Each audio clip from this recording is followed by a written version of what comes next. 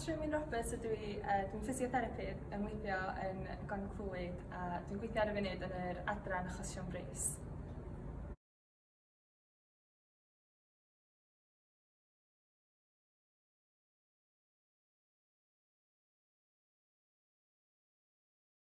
Dwi'n meddwl bod darparu gwasanaeth iechyd drwy'r gyfrwng Gymraeg yn hanfodol oherwydd dwi'n gweithio gyda cleifion bregus yn aml yn yr ardal achosion brys ac dwi'n meddwl bod o'n bwysig bod nhw'n gyfforddus yn medru siarad yn eu iaith gyntaf.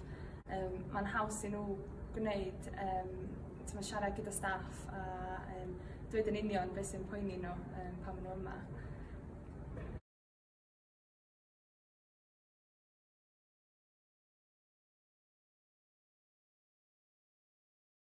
Mae dwyieithrwydd yn helpu i wrth ymwneud efo cleifion yn aml iawn yn yr ysbyty. Mae cleifion yn medru bod yn sâl ac yn medru bod yn dryslyd hefyd.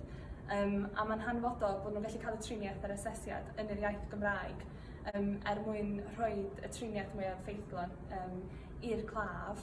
Yn aml maen nhw'n gwerthfawrogi hynny hefyd a mae'n neis medru cael rhywbeth yn gyffredinol. Yn aml maen nhw'n siarad a gofyn un o newid ti a mae siarad am bobl a bethau cyffredin yn wneud i'r claf deimlo mwy cartrefol.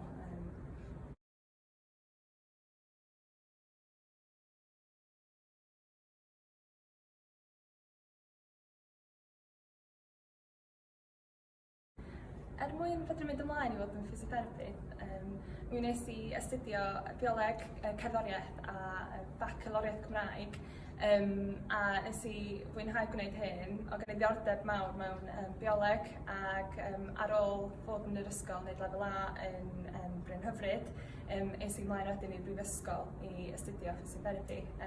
Ac roedd gwneud y pynciau drwy'r gyfrwng Cymraeg a yr gallu i siarad Cymraeg wedi helpu fi fynd fewn i'r brifysgol ac hefyd wedi helpu fi gael swydd wedyn yn Glan Clwyd.